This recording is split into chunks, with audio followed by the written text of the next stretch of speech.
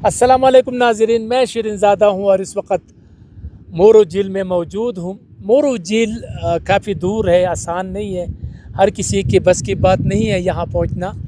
अगर आप कालाम से आते हैं तो 3 घंटे लगते हैं खड़खड़ई झील तक जीप में। खड़खड़ई झील से फिर मैदान बांडा 3 घंटे और फिर मैदान बांडा से ये मोरू झील ये 6 घंटे।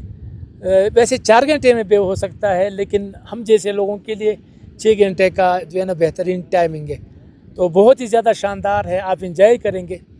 और यहाँ का मौसम भी बहुत ज़्यादा शानदार है और इसके साथ साथ जो पूल है वो आपका इस्तकबाल करेंगे, रंग बिरंगे फूल। और महीने जो है ना इसके आने का जो टाइम है वो आप जुलाई अगस्त में आ सकते हैं, जून में भी आ सकते हैं, लेकिन जून के एंड में। फिर जुलाई जो है ना यहाँ पर पूल वगैरह आते हैं और बहुत ही शानदार हो जाता है। ये भी एक नामालूम झील है